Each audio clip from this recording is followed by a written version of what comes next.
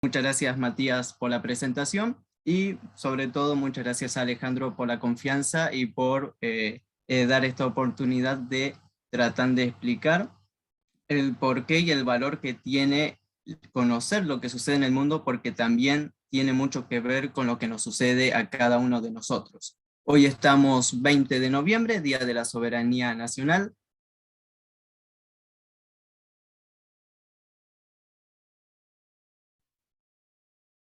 Ahí estamos. Día de la Soberanía Nacional.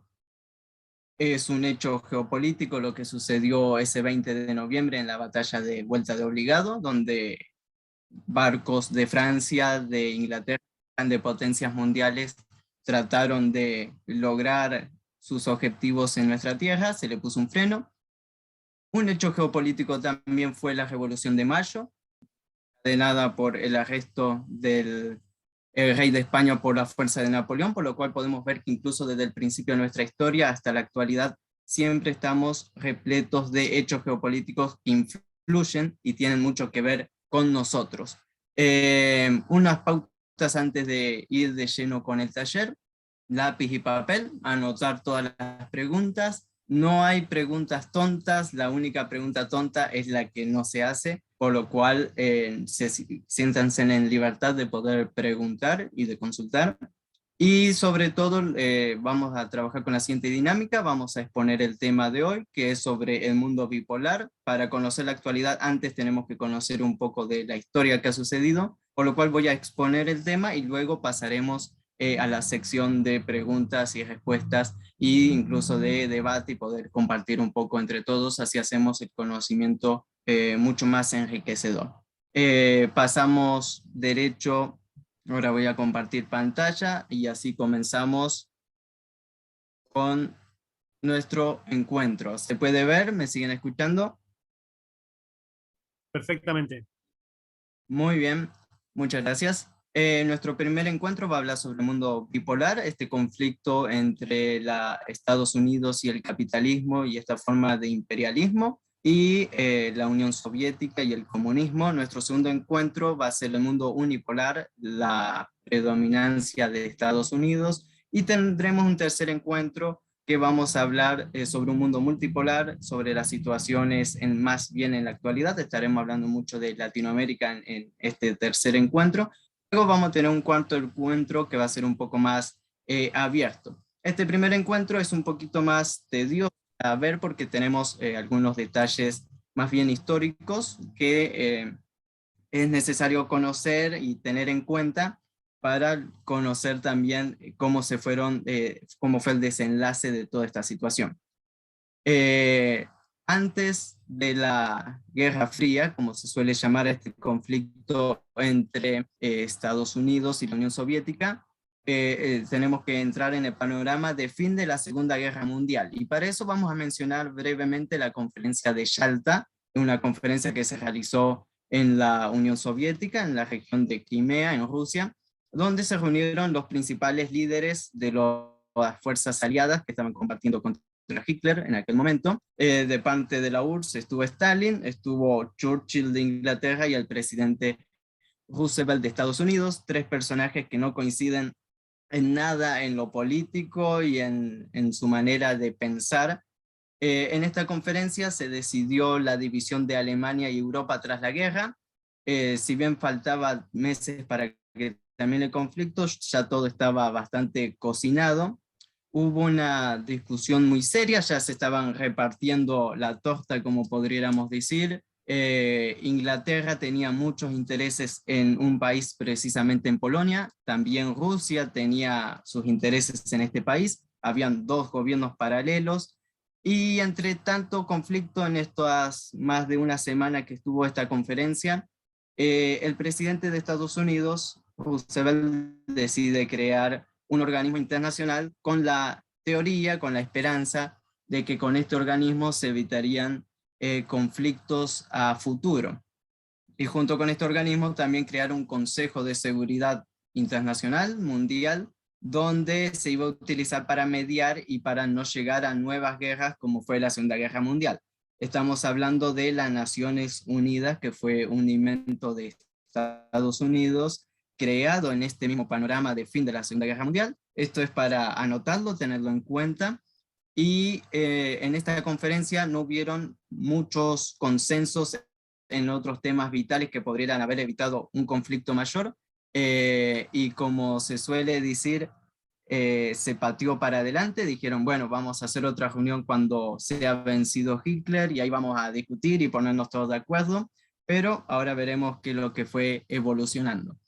Ahí tenemos una imagen de los diferentes jefes, líderes de Estado de esos países. Desde la izquierda a la derecha está Churchill. Perdón, Tadeo.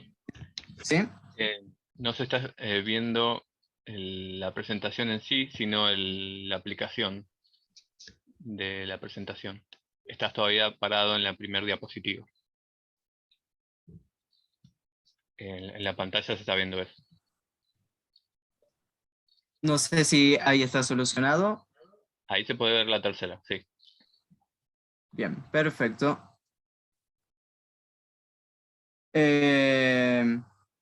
Continuando un poco, luego de esta conferencia se realizó otra conferencia, ya una vez derrotado el régimen nazi, esta vez en Potsdam, cerca de Berlín.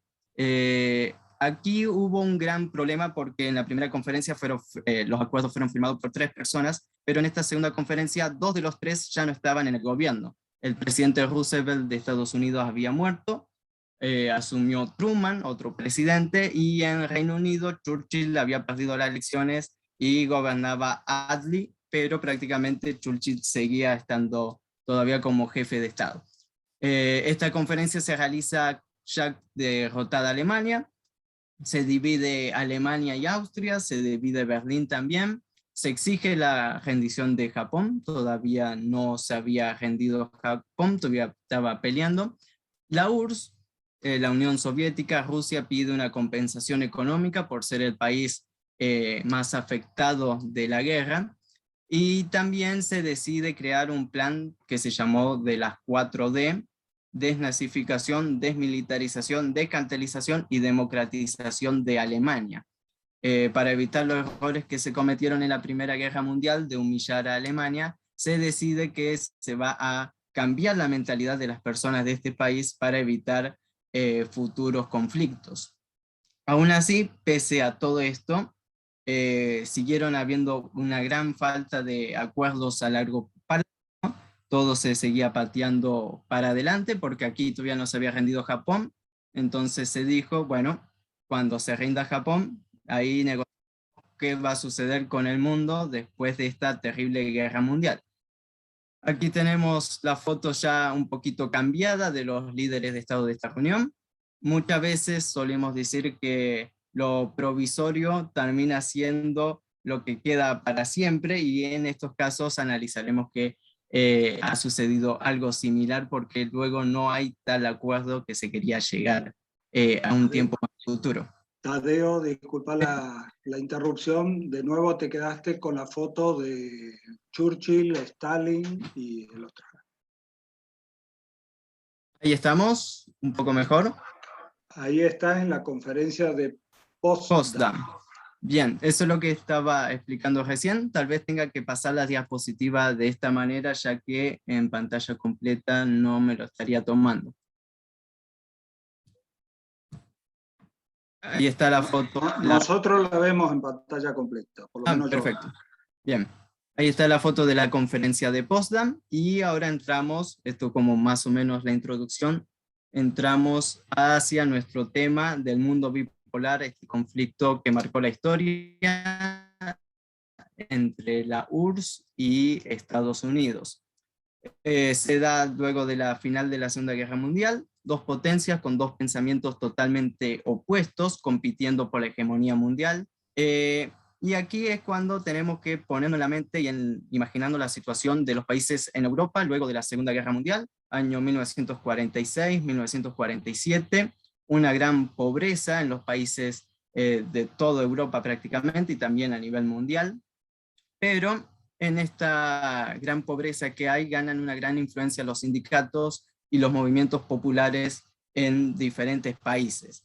En el caso de principalmente Francia e Italia, hay ciertas señales de que podría suceder algún tipo de revolución.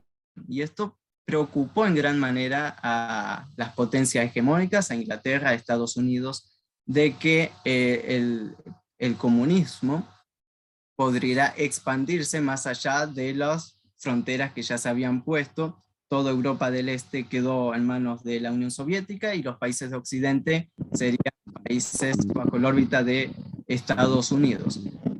Aún así, la gran influencia de los sindicatos, movimientos sociales estaban poniendo en tela de juicio esto y fue algo muy desencadenante. Y bueno, en el año 1948 se da la fundación del Estado de Israel aprobado por Naciones Unidas, es un punto para tener en cuenta, pero en el año 1949 sucede una guerra civil muy grave en Europa, en Grecia, entre el comunismo y fuerzas apoyadas por Inglaterra. Esto desencadena que Inglaterra y Estados Unidos diseñen algo para contener la influencia de Rusia en todos estos países y en todas estas regiones. Un punto interesante tal vez a mencionar, en el año 1948 Estados Unidos crea algo llamado el Plan Marshall para contrarrestar la influencia de los movimientos populares. Este plan era una gran cantidad de dinero para la reconstrucción de los países aliados de Europa, y veremos que esto se utilizó más bien para crear un estado de bienestar y contrarrestar y tratan de quitar las posibilidades de que en Francia y en Italia se den revoluciones que podrían haber cambiado el panorama mundial. Esta Guerra Fría tiene un alcance global en todo lugar y sin cuartel. Como estábamos viendo, Estados Unidos e Inglaterra diseñan la creación de una organización para contener a Rusia. Esta organización se llama la OTAN.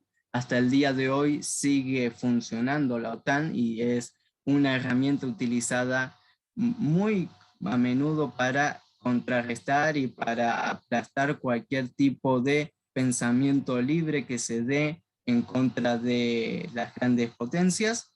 Esta organización, Tratado del Atlántico Norte, fue creada en 1949.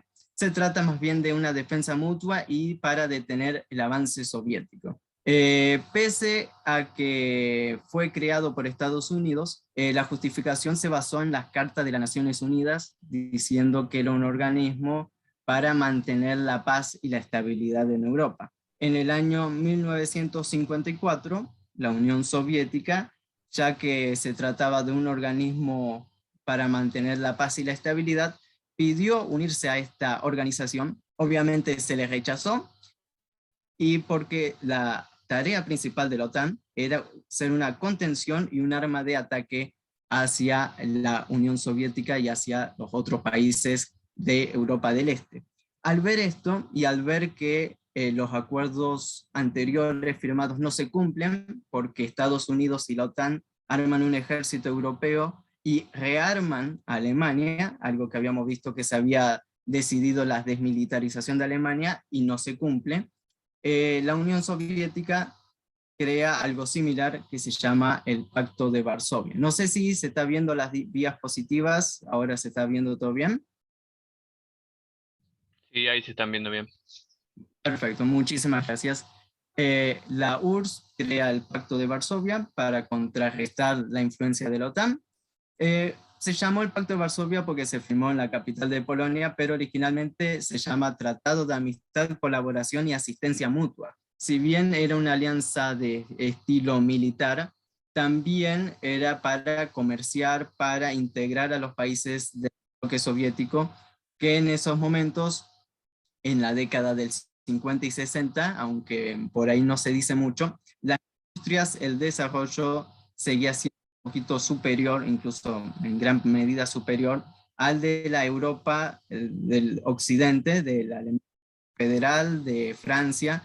Entonces esto ponía también en telejuicio el sistema europeo en sí, el sistema propuesto por Estados Unidos y la OTAN, y era algo bastante interesante. Este Pacto de Varsovia, principalmente una alianza militar, pero también económica y de integración entre los países socialistas. Es algo muy interesante también para analizar. Y ahora veremos que esta Guerra Fría desencadena conflictos mundiales de gran escala a nivel internacional. Todas las guerras que están anotadas aquí son guerras que han cobrado la vida de más de 1 millón de personas. Si la ONU y el Consejo de Seguridad de la ONU se creó para evitar guerras, falló en su propio propósito, porque estas guerras fueron tanto o más terribles que las propias que se habían dado durante la Segunda Guerra Mundial. La Guerra de Corea, 1950-1953. Aquí hay un nombre que debemos anotar, que es Kim Il-sung, que es el abuelo del actual líder de Corea del Norte. Kim Il-sung era un guerrillero antijaponés. Corea era colonia de Japón. Luego de la Segunda Guerra Mundial, Japón cae, pero este caudillo coreano logra tomar gran parte del norte de Corea con el apoyo del pueblo, mientras la parte sur fue tomada por Estados Unidos. Hubo un tratado con la URSS de dividir Corea en dos. Este conflicto es interesante porque hasta el día de hoy sigue tal cual se dejó en aquellos momentos. Y en el año 1948-49 se había decidido que iban a haber una sola Corea y que se iba a elegir por voto popular al presidente. Estados Unidos, cuando empieza a contar los votos y se da cuenta de que si hay una sola Corea perderían la influencia de Corea, decide dividir definitivamente y crear un estado que se llama Corea del Sur, poniendo a un hombre que nadie lo quería, que nadie lo conocía, como presidente. Esto desencadenó que en 1950 Kim Il-sung y los coreanos decidan liberar Corea en una guerra que los coreanos hasta el día de hoy dicen Tansumi, que quiere decir un suspiro. En tan solo 3 días toda Corea fue unificada en una guerra muy corta a manos de los comunistas. Y obviamente esto desencadenó un conflicto a gran escala que terminó en el año 1953 con un armisticio, que eso quiere decir que hasta el día de hoy el conflicto sigue tan abierto como en aquella época. Es un tema muy interesante también, tal vez resaltar en el caso de Corea, que no es un partido, que no es un país propiamente comunista, Corea del Norte, sino que tiene un partido político propio que se llama el Partido de los Trabajadores, y que más adelante veremos qué relación tuvieron ellos con Argentina. Podemos notar en el resto de conflictos, guerra civil de Laos, la guerra de Vietnam y la guerra civil de Camboya, todas culminan en el mismo año, 1975, con la derrota total de Estados Unidos en el sudeste asiático, la guerra de Vietnam, más de 20 años de conflicto armado. Todos conocemos esta situación, es para mencionarlo, que no fue ni las fuerzas chinas ni las fuerzas rusas las que liberaron Vietnam, sino que el mismo pueblo de Vietnam, con apoyo de los demás países, logró expulsar a aquellos que querían apoderarse no solo de los recursos naturales. En la guerra de Vietnam también es necesario recalcar que se utilizaron armas químicas prohibidas, incluso también por el Consejo de Seguridad de la ONU, contra la población civil y contra los cultivos, y fue terrible. Luego tenemos una serie de guerras de independencia de África. Yo estoy mencionando solo unos pocos conflictos, porque aquí durante la Guerra Fría, las dos peleas entre estas dos potencias hegemónicas por el control mundial, hubieron golpes de Estado, contragolpes de Estado, revoluciones, invasiones, guerras de independencia, pero únicamente vamos a mencionar algunas que son las que nos van a llamar más de interés y que son de utilidad para nosotros para más adelante continuar analizando. Guerra de Angola, de independencia. Aquí es interesante porque Cuba tiene gran participación en las guerras de independencias del continente africano. Incluso el mismo Che Guevara combatió en Angola, es algo muy interesante. Y tenemos guerras de Angola y de Mozambique para su independencia, pero tenemos una que se llama la Guerra de Independencia de Zimbabue, este pequeño país que está cerca de Sudáfrica, en el sur del continente africano. Y aquí un hombre muy humilde llamado Robert Mugabe logró expulsar a los británicos de esta tierra y llevó a cabo varias reformas agrícolas muy interesantes que tal vez algún día podríamos mencionar. Otro conflicto interesante porque está en boca de todas las personas y que viene desde la época, imaginemos, desde el año 1979, la guerra de Afganistán. Afganistán era una república socialista y es interesante la fecha 1979 porque en el mismo año, 1979, sucede la revolución en Irán, la revolución islámica en Irán, donde es tomado el poder por el pueblo, por los clérigos en ese país y se acaba con un imperio de un dominio de más de 2500 años, una dinastía familiar. Eh, es, es para tener en cuenta porque están muy relacionados estos dos conflictos, porque la revolución islámica de Irán hace que los demás países árabes se preocupen de la influencia de Irán en toda esta región, y Arabia Saudí crea escuelas coránicas, escuelas de enseñar el Corán, el libro sagrado de los musulmanes, y con gran influencia en Pakistán, que está también frontera con Irán, y desde ahí surgen los talibanes. Los talibanes surgen de las escuelas coránicas de Arabia Saudí en Pakistán. Si bien fueron armados por Estados Unidos, el conflicto desde 1979, que acaba en 1992 con la caída total del gobierno socialista en Afganistán, y en el año 96 toman el poder los talibanes. Sería, démonos esa imagen de cuántos años de conflictos y de cuándo se viene arrastrando esta guerra en estos lugares. En un mundo tan conflictivo, de tantas guerras, tantos enfrentamientos, también habían otros países que desde un principio quedaron pensando y quedaron debatiendo qué iban a hacer, de qué bando iban a estar en este mundo, que en cualquier momento estallaba también una guerra nuclear, nadie sabía qué es lo que iba a suceder. Y hay un grupo de países en los cuales Argentina es estandarte y es bandera en estos momentos, en estos momentos históricos, respecto a lo que podríamos interpretar como los países no alineados, países que desde su punto de vista no decidieron no alinearse ni con Estados Unidos ni con la URSS.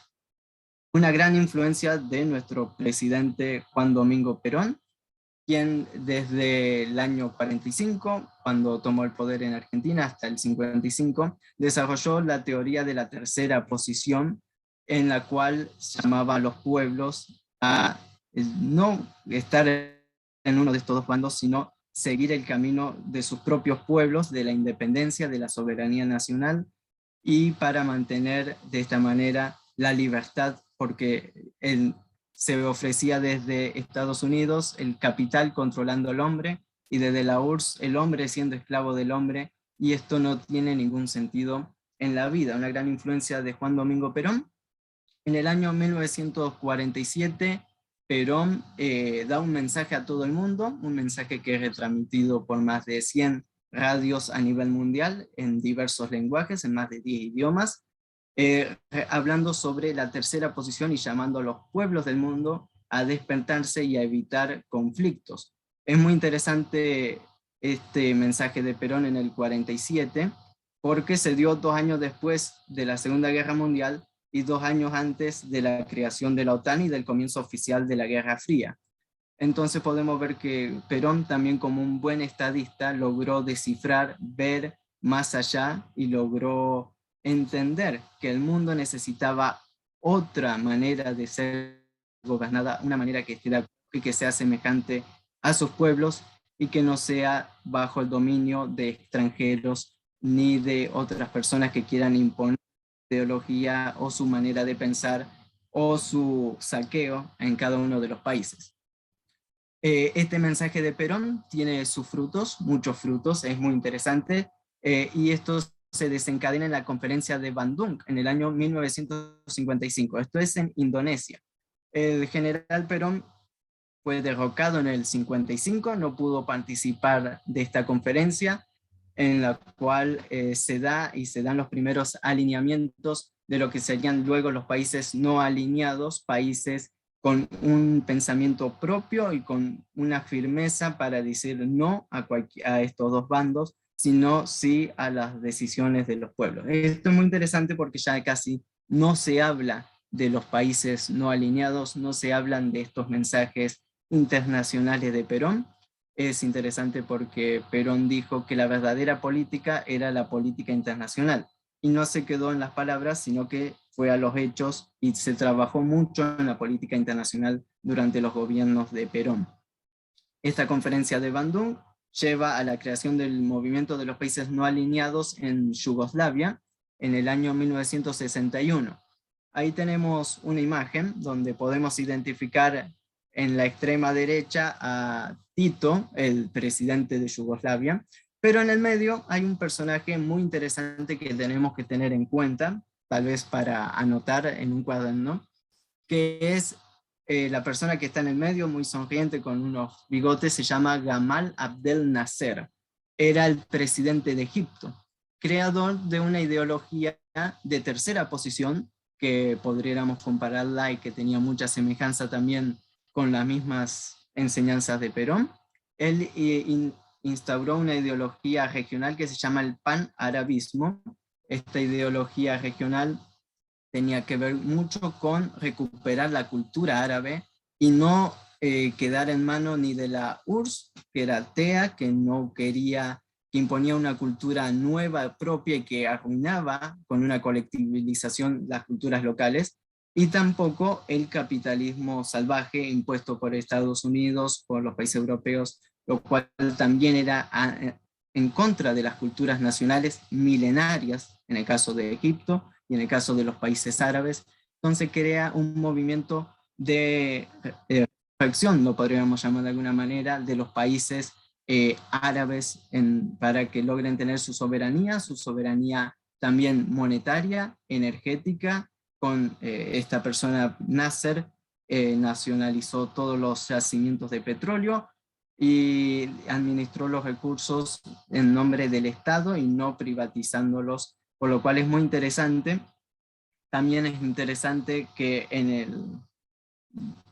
cuando aquí en Argentina ya estaba proscripto el peronismo, mucha gente solía corear Nasser y Perón un mismo corazón. Algo muy interesante que también habla de que tanto la ideología de Nasser como de Perón estaban intrínsecamente relacionadas respecto a la liberación de sus pueblos y de la soberanía y el poder en manos del pueblo, y con la justicia social y la justa redistribución de las riquezas. También dentro de esta ideología, el panarabismo, hay un ejemplo muy interesante. En el año 1969 toma el poder en Libia un general muy joven que se llamaba Muammar al-Gaddafi, y que también aplica esta tercera posición como bandera y estandarte de su nación. Gaddafi crea un libro que se llama El Libro Verde, el cual explica muy detalladamente muchos conceptos que son muy interesantes, que también están muy relacionados con las 20 verdades peronistas y con el Partido Justicialista, por lo cual podemos interpretar que Perón no fue únicamente de Argentina, sino que su mensaje trascendió fronteras y cambió la realidad, no únicamente de argentinos en nuestro país, sino del mundo y de muchos otros países que, a través de personas inteligentes que amaban a sus pueblos, también lograron tener libertad, progreso y desarrollo con soberanía nacional. Es muy interesante para rescatar esta parte de la historia que no se cuenta.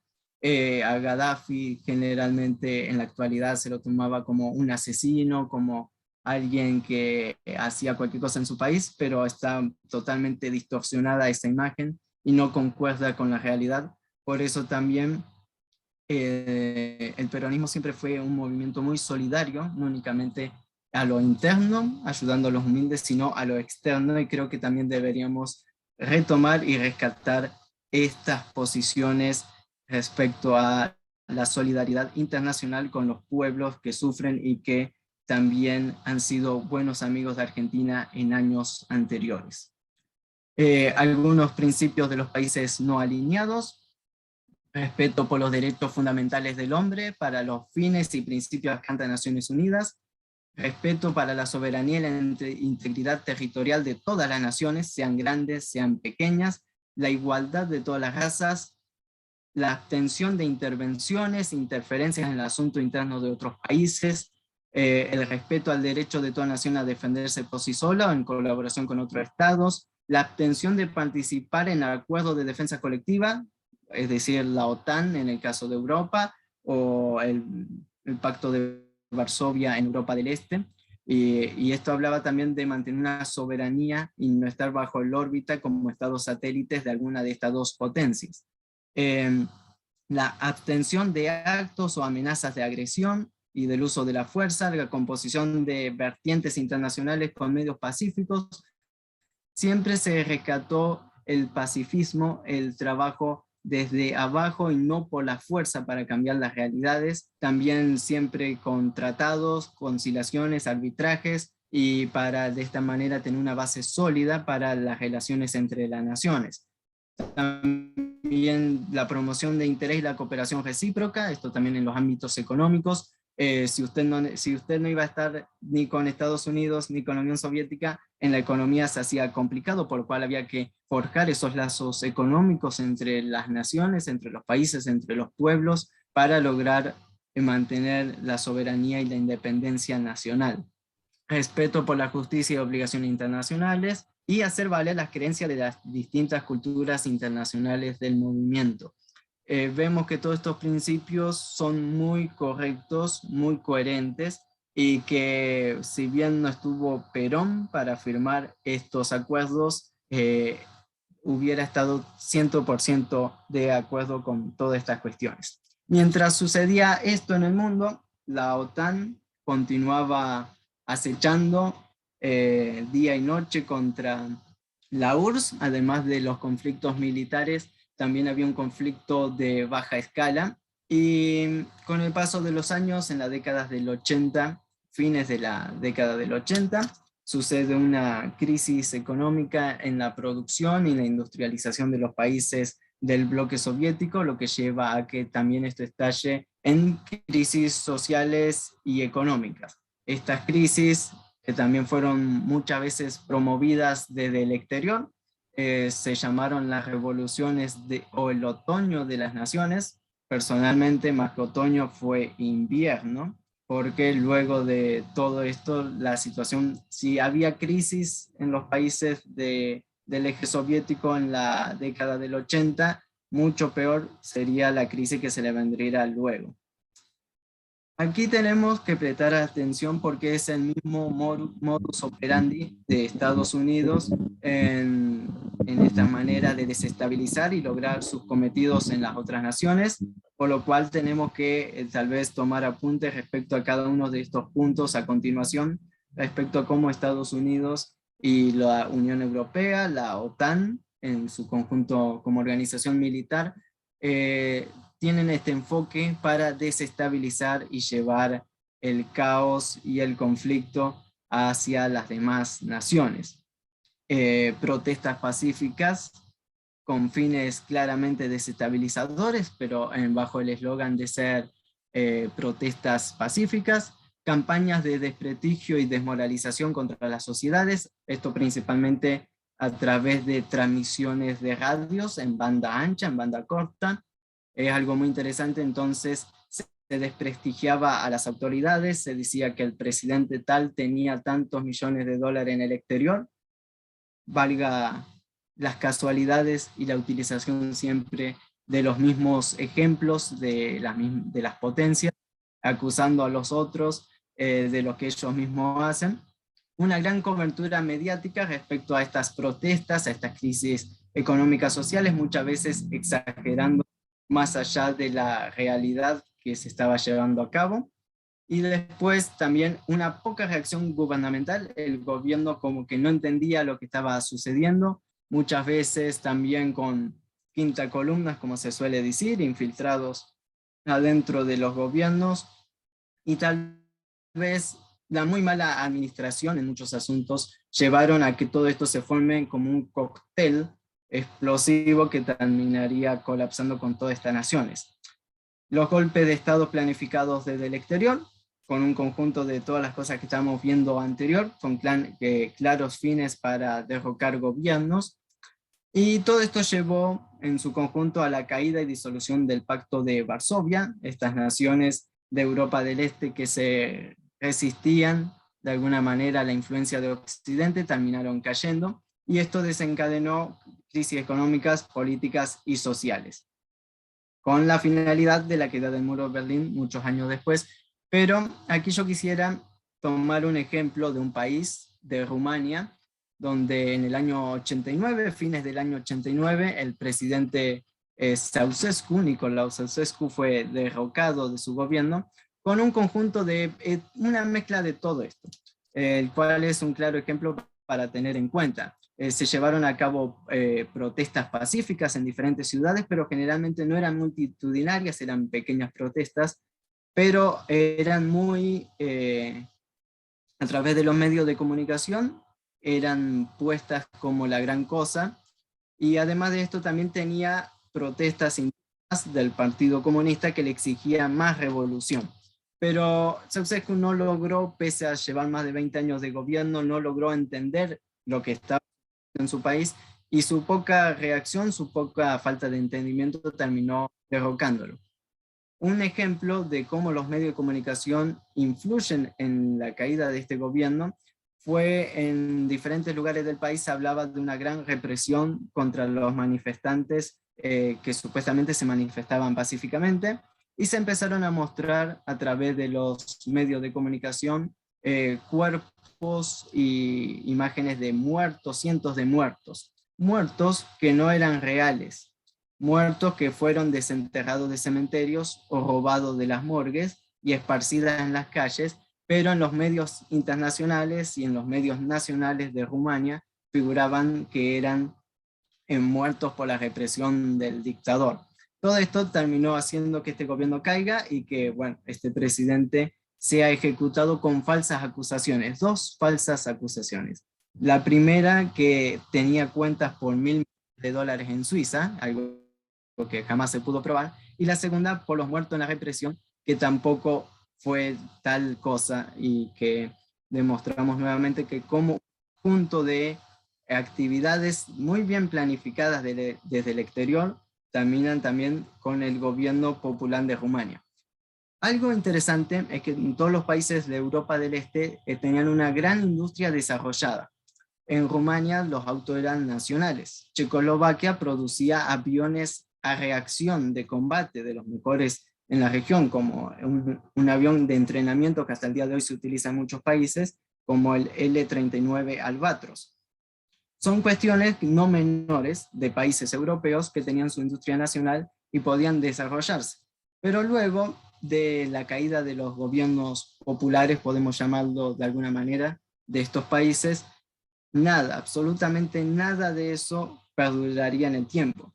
Las industrias nacionales fueron desarmadas, y desde ahí para adelante lo único que se compraba era lo que se producía en los países occidentales. Por lo cual también a tener en cuenta las consecuencias y las maneras de jugar también para esclavizar a las naciones y hacerlas dependientes totalmente de otro poder ajeno a la identificación y al gobierno y al pueblo de esos países.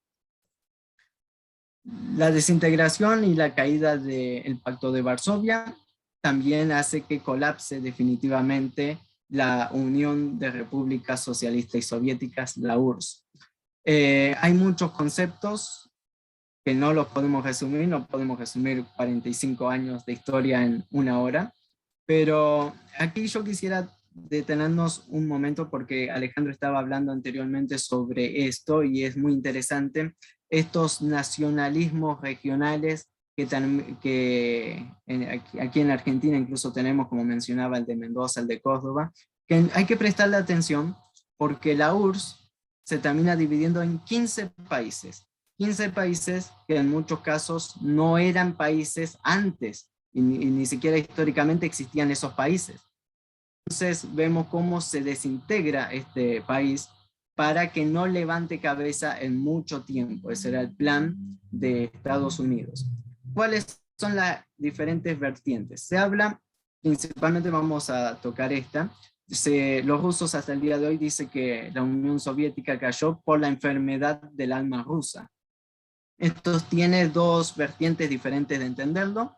Una de ellas es el factor espiritual. La mayoría de la población rusa, en su 85%, era creyente en un Dios. El 76% de la población era cristiana ortodoxa. Pero el gobierno, el Estado ruso, oficialmente era ateo.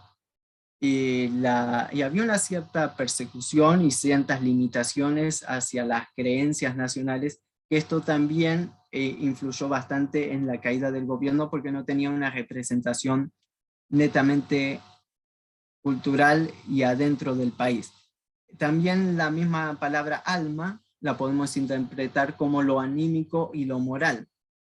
La pérdida del discurso en la URSS, la pérdida de acciones revolucionarias, muchas veces se quedaban en los eslogans y no había cambios reales y en el pueblo que sean visibles, sino que todo seguía tal cual y cada vez un poquito peor. Entonces esto también desmoraliza a las personas que vienen sosteniendo de alguna manera el sistema.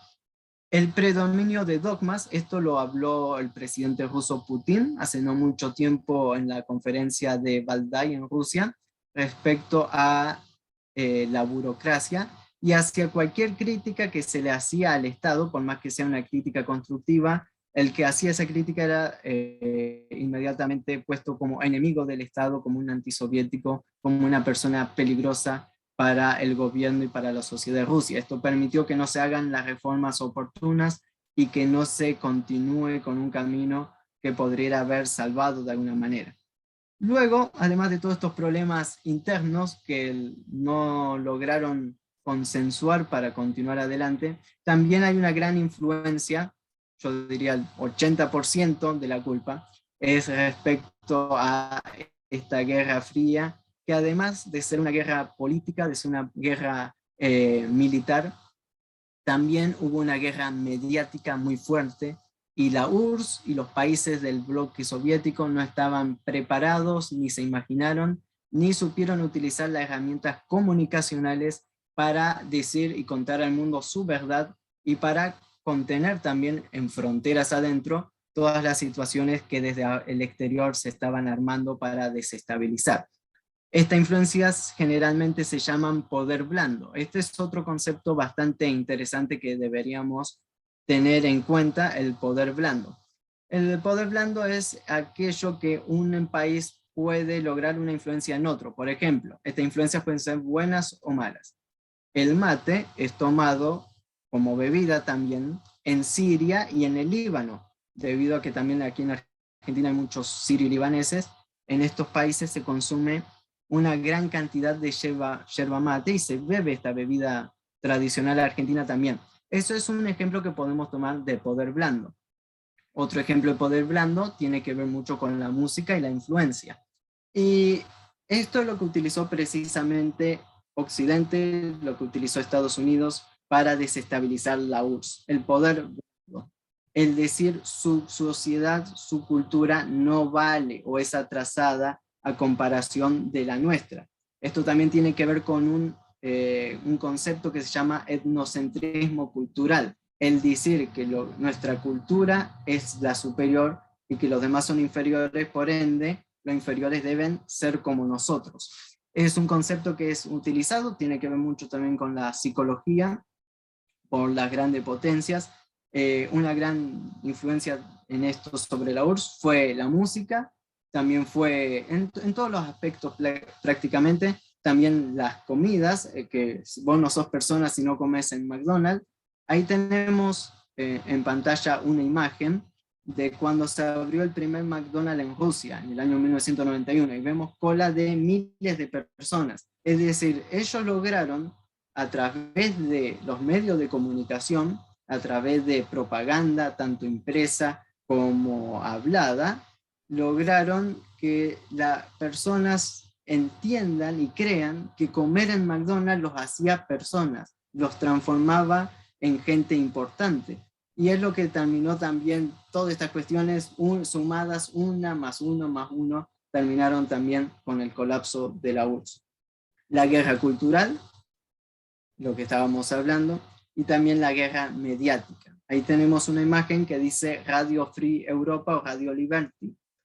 Hasta el día de hoy esto es un medio de comunicación que transmitía en los lenguajes locales de Rusia, es decir, en ruso, en ucraniano, en lituano, propagandas las 24 horas del día, los 365 días del año, desde 1950 hasta 1990, día y noche, mentiras, provocaciones, injurias, y así poco a poco, a cuentagota, como la gota del agua que cae sobre una piedra y después va moldeando esa piedra, lograron cambiar el pensamiento de una parte importante de la sociedad, lo cual es muy interesante. Sobre Radio Free Europa, a cualquier noticia, e incluso en la actualidad que nosotros recibimos respecto a Rusia o países como Bielorrusia, y que son levantadas por medios nacionales, por ejemplo por Infobae, todas las noticias vienen de Radio Liberty, Radio Free Europa, por lo cual también atención de que muchas cosas que hasta el día de hoy se dicen en contra de esos países generalmente son falsificaciones, son mentiras o son malas interpretaciones con claros intereses geopolíticos detrás para lograr tener beneficios propios. La URSS cae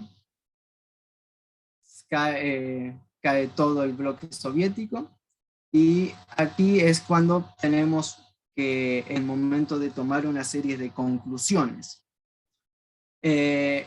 No son afirmaciones 100% las que están aquí, sino que son más bien para que entendamos qué es lo que sucedió y lo que vamos a hablar tal vez luego en el taller que viene respecto a un mundo unipolar luego del año 91, respecto al triunfo, podemos ponerlo entre comillas, del capitalismo a nivel global, una globalización, si bien el concepto de globalización es desde el principio de la humanidad, que el ser humano y que las diferentes naciones siempre buscaron estar en contacto y mantener un comercio, esta globalización que se da a partir de la década del 90 hasta la actualidad, se da con mecanismos que no existían en ningún otro momento de la humanidad, por ende son nuevos y son mucho más, abarcan mucho más, como son los medios de comunicación, la tecnología satelital y la gran influencia que pueden tener las grandes potencias sobre las otras, imponiendo su sistema, imponiendo su cultura, su pensamiento para obtener todos los beneficios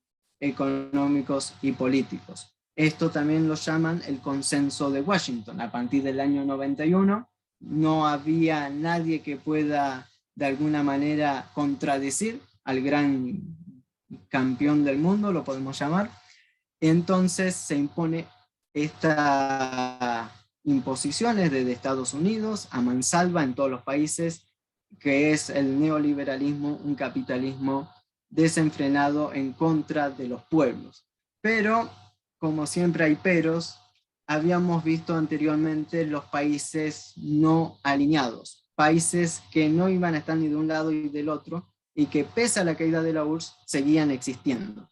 Yo quiero que tengamos en cuenta dos países, una es Yugoslavia y la otra es Irak, porque en la clase que viene, si Dios lo permite, estaremos analizando qué es lo que sucede con estos dos países que sostienen de alguna u otra manera las banderas de los países no alineados.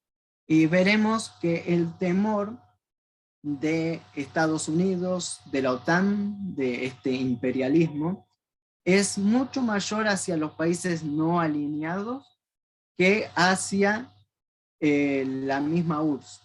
La URSS era un enemigo fuerte y potente, pero los países no alineados no son países fuertes y potentes, pero tienen algo que hace que Estados Unidos le dé mucho trabajo y le dé, de alguna manera podemos decir que son mucho más peligrosos los países no alineados para Estados Unidos que lo que era la misma URSS, por lo cual es algo bastante interesante.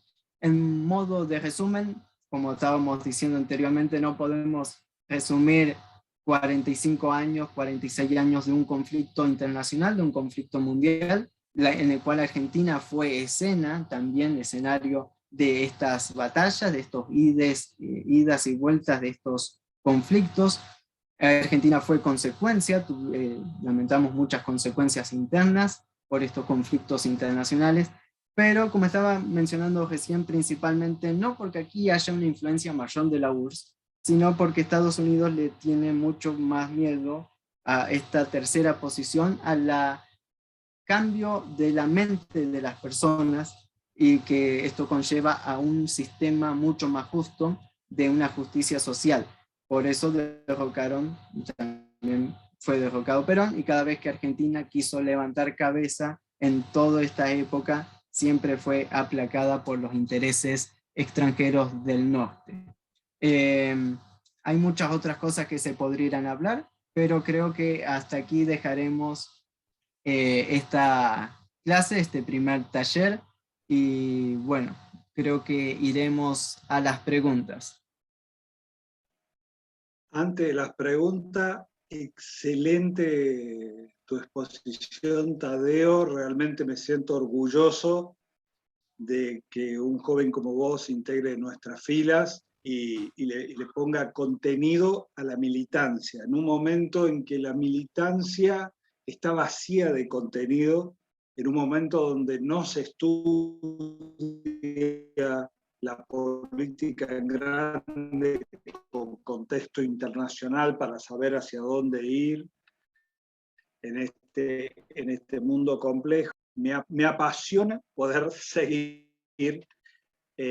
militando y, bueno, y contar con jóvenes como vos. Cuando hablamos de que trabajamos para una generación, trabajamos para tu generación en particular, y que haya jóvenes con la preparación que vos tenés ya es esperanzador para todos nosotros. Así que mil felicitaciones, Tadeo, por el taller, al cual le decimos a todos los compañeros que lo vamos a subir completo y fraccionado por tema a todo el lanzamiento y a todos los talleres.